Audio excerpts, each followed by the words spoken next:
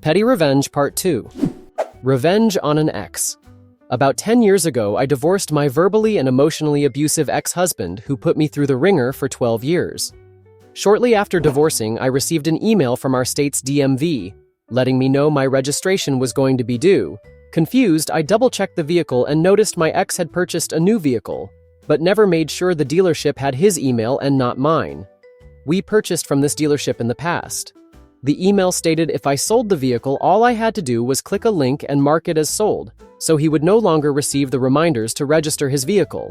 So that is what I did and repeated to do for several years until our state changed the registration process. Knowing this man-child had to go into the DMV or make phone calls to handle this situation brought me great pleasure. He never did great when having to handle adult situations and would be quick to anger and start cursing at the person on the other end of the phone. My only regret is not thinking of the other person that had to endure him to correct the situation, but my hope is they just hung up on him. Someone stole my Instagram. I outed them in a post petty as I was, and seeing they added close friends to their account, I posted a screenshot of it after changing all my passwords.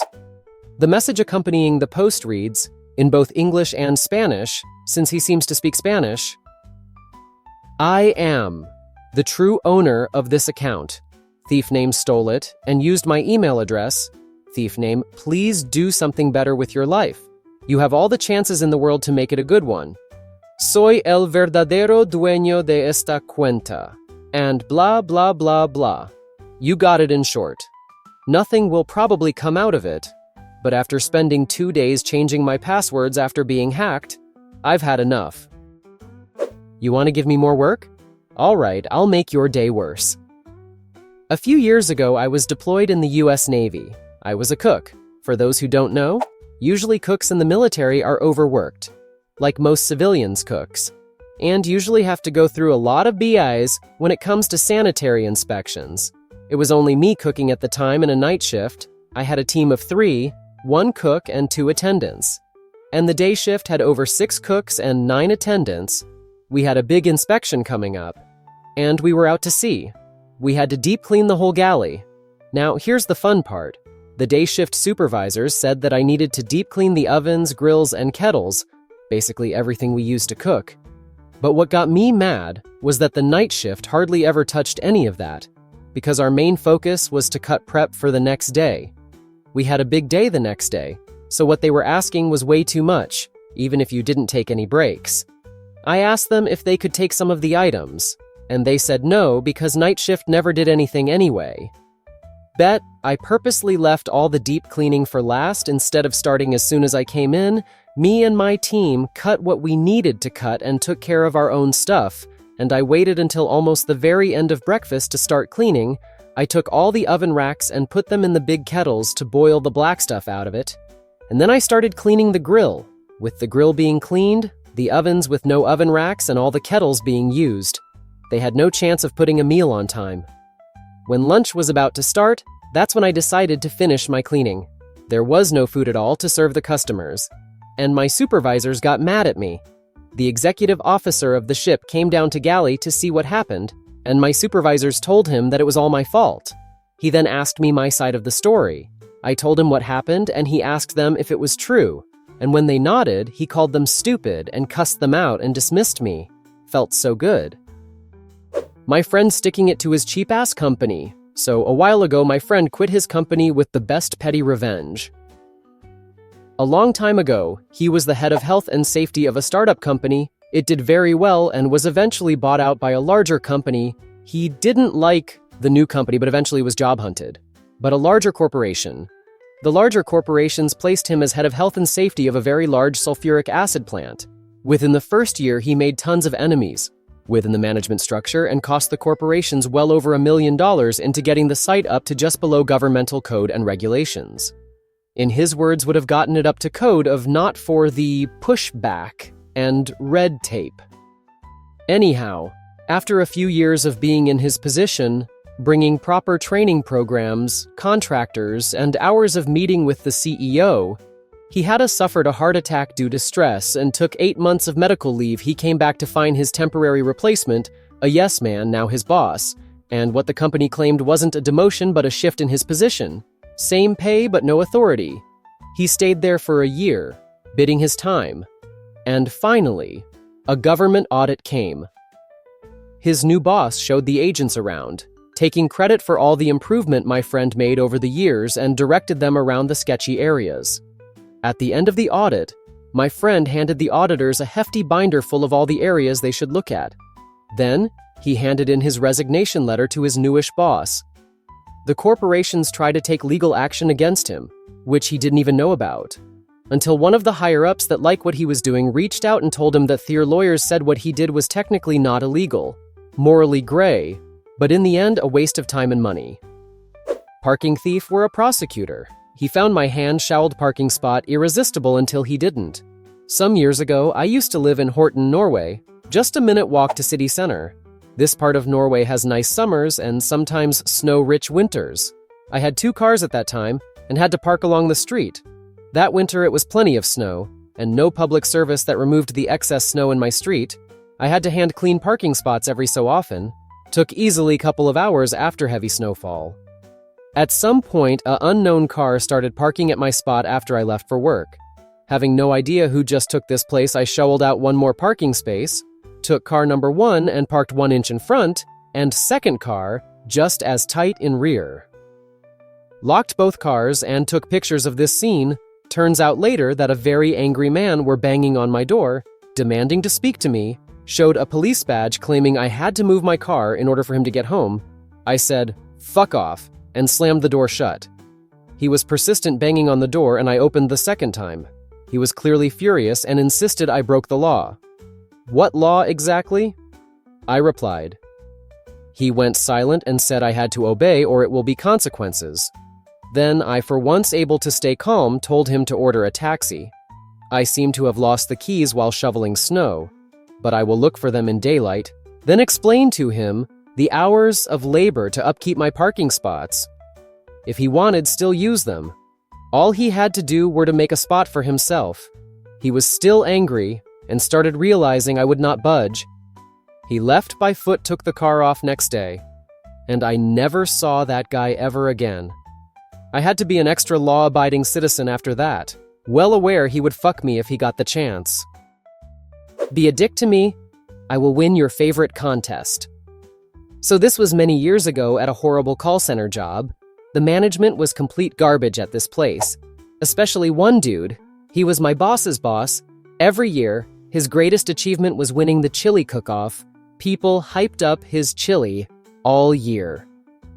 It was always a landslide to the point where hardly anybody even bothered to enter. He had a slow cooking process, used actual marinated steak, and one of his secret ingredients was a dark beer, blah blah blah.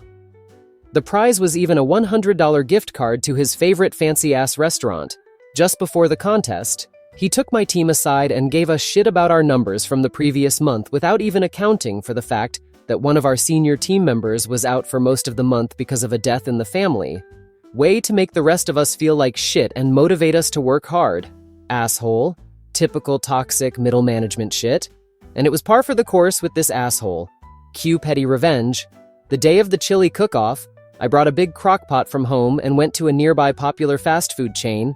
You can probably guess the one. On my 15-minute break, I ordered 3 large chilies and threw them in the crock pot. The only way I changed it was by adding the green onions and sour cream they gave you at the time as a garnish and mixing it up. Brought it into the office and set it up. I won by a landslide. Within a few months, I got a better paying job and moved on. I told him how I won on my way out of that garbage job for good. The look on his face was absolutely priceless, and I treasure it to this day. Left my roommate out in the cold. I've lived with a friend for 7 years now, and he's a nice enough guy, but over the years, he has gotten more and more lazy. We have a dishwasher, but he'll leave his used dishes out for days. He never cleans. He has long hair that he leaves in the shower drain. And he expects me to do the laundry. You can imagine I'm getting pretty fed up with his behavior, and I've asked him to at least clean up after himself, but he always forget after a few days. Lately, he started forgetting his keys too, and call me if I'm out so I'll have to come back home to let him in. Of all the things he does, this is the most annoying because I have to drop what I'm doing just to go help him. Well, after the 3rd time, I had enough and I told him, If you forget your keys again, I won't come home. If you want to hide an extra key in the shed for when you forget your keys, you'll have to pay for it yourself. He said he would. He makes more money than me anyway. But lo and behold, he never did. The next time he forgot his keys was a cold and rainy day, and I told him again that I was done dropping everything for him, but I'd come home once I was done with my shopping. Just to be extra petty, I went into a few extra stores and really took my time deciding on what to buy. When I got home, he was sitting in the shed, mostly dry but very cold. He never bought an extra key, but he never again forgot his own. After that. Top of the morning. To you. Not my story, but a story related to me by my friend, MF, about his father. FF, for context and relevance, MF and I are boomers, and this story took place in the 1950s. During the 1950s, a hat, usually a fedora, was part of everyday business attire and was worn while outside. JFK's inauguration in 1961 was the beginning of the end for this style trend. FF was an engineer and spent most of his time working in an office doing design work. When in the office, all engineers were required to wear business attire, and that meant wearing a hat to work. FF's manager, let's call him Irritating Manager or IM, was not a particularly bad manager, but he was a perfectionist, not a bad trait for an engineer, and tended towards micromanaging, which FF and other engineers found to be irritating. One day, IM came into work with a new fedora that he was particularly proud of and showed it off to the whole office. FF, seeing an opportunity to use IM's perfectionism against him and get a little petty revenge, went out that same day and bought 2 hats exactly like the one IM bought, with one exception. The sizes were different. One hat was 1 size smaller, and the other was 1 size larger than the one IM purchased. He cut the size tags out these 2 hats, and when he had the opportunity, he cut the size tag out of IM's hat. About twice a week. FF would swap out IM's hat with one of a different size. Whenever IM put on a hat that was not the right size, he would take it off and put it on a few times and grumble to himself about it not feeling right, and wonder if his head had either swollen or shrunk. When he wore the wrong size hat home, he would come in the next day and do the same thing before he hung it up. Most of the office was aware of the prank, and it became a routine for most everyone to surreptitiously watch to see if it was going to be one of those days whenever IM came in or went home. This went on for about a year until IM purchased a new hat. IM never caught on. I ruined my ex's puzzle hobby. I just wanted to say thank you for all of the fun on my last post. I've been sick and in bed, so this has been a nice relief. My husband has also gotten a kick out of it. He's had the privilege of experiencing some of these with me, LOL. Now, before the psycho comment comes back again, I'll remind y'all I'm aware and I am in therapy. My therapist won't let me fire her. And these collective events also happened between 6 to 8 years ago. Here is the second installment of my inconveniently unhinged confessionals by popular demand from the Big Blue Willy heist. I'm adding a little more context to this one, so it's a little longer. My ex and I had been split for a little bit at this point, and we were establishing a routine. Things were rocky, but we were slowly making progress. There, of course, was drama. Both of us were getting back into the dating scene, and he was not happy with the fact I had started seeing someone, my now husband, LOL. He had also started involving me in drama with the women he was seeing. I was getting calls from the women at 3 a.m., and honestly, I was getting fed up. I was working 2 jobs and already sleep-deprived as it is, while trying to deal with my own mental health, and I was just exhausted. I still had the key to his house. So frequently when picking up our son doing exchanges, I would just left myself in after texting him that I was on my way over. He didn't always meet me at the front door as he was often gaming. He frequently just lets himself in as well to my place if he's being expected. I noticed coming in one afternoon that he had a massive puzzle spread out. This puzzle was also way too advanced for our toddler. He kept this puzzle on the counter for a couple of weeks, and I just observed what progress he was making. It was a several thousand-piece puzzle, and TBF, it was impressive. Enter Pickles and Piper. My accomplices, names have been changed to protect the technically somewhat mostly partially innocent. Pickles was my son's pity. R.I.P. Pickles, you were the goat. Pickles was amazing and the best dog ever, but she was a thief and an expert counter surfer. This is important. My ex would bring home food and she could open the wrapper still on the damn counter and run off with your entire hoggy. Piper is a grouch of a tabby who only likes a handful of people. My ex is not one of those people. Both of these pets reside with my ex. One day, as usual, I let myself in. The house was quiet other than the vague murmurs of profanities being hurled on Discord and the click-click-click of his keyboard. My son was napping in the living room with Pickles. Again, a damn good dog. I was hunting down my son's stuffed lobster and a little itch started and I looked at the puzzle. Again. I walked back to the kitchen counter and without a second thought took a single puzzle piece that wasn't an edge, and I put it in my pocket. I poked my head into my ex's room and said, "Hey, I'm here to grab the child." Got some form of an acknowledgement and scooped up the kid and went on my merry way. About halfway to my house, I rolled down the window and tossed the single puzzle piece into the highway, never to be seen again.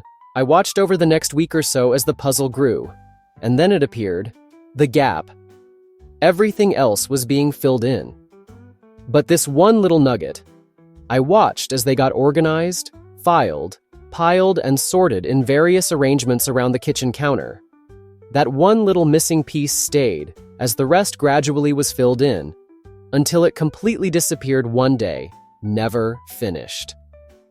A new puzzle appeared shortly afterwards. Again, huge puzzle, several thousand pieces. Now this time I didn't do anything, but this puzzle also mysteriously never got finished. My ex was mumbling about how Pickles stole his McChicken and he was pretty sure when she snatched the sandwich she grabbed a puzzle piece in the process. I said, "Aw man, that really blows. That one was really cool." So he got another puzzle and moved locations. Cue Piper, the asshole, who I caught laying in the puzzle pieces in the box. I also noticed several pieces had fallen on the floor. The highway claimed another puzzle piece that day. And that's it. I didn't seek this revenge. You asked for it. So like the title says, I only gave him what he asked for. And it was definitely petty. So I was married to a very manly man for 17 years. I ended up doing all the admin tasks and mental load tasks. He had a money-earning job and I did everything else, even schedule this man's dental appointments and buy his parents' birthday cards. At first it was fine, but eventually not so much, and he refused to change, so things came to a head and ended. I'm sure after I left, he was unpleasantly surprised to discover how much work his assistant did. Anyway, it's been 5 years. We have our own lives, and I don't think about him much, and we certainly don't talk. But one day I start getting calls. From him, he explains to me that he never removed me from his home and auto insurance and says, "They won't remove you unless you call." He is pissy and keeps calling me and saying I have to do this right away and being very rude. It's been 5 years and now it's an emergency? Okay. He ends up calling me every day for a week and saying I've created a problem for him. I called the company and the woman on the phone says, "No, we totally would have removed you. He never asked. I can see there is no record of him calling ever." Oh, really? She then says, "You know, moving him from married to a single man, this is going to raise his rate considerably. Is he sure this is important to him?" I laughed. "Oh yes, very important. In fact, I haven't lived there for 5 years, so his current policy should really be backdated." She laughs and says, "Yes, he's now going to get a large bill. Not my problem anymore." Being a douchebag? Get spoiled, idiot. This just happened and I'm still giddy about it. Quick backstory. My 18F sister, 16F, is currently reading Lord of the Rings. It's about damn time. And she accidentally got spoiled about quite a big part of the story, which she still is a little upset about. She had been trying very hard to avoid spoilers, but stuff happens when you live in a nerdish family.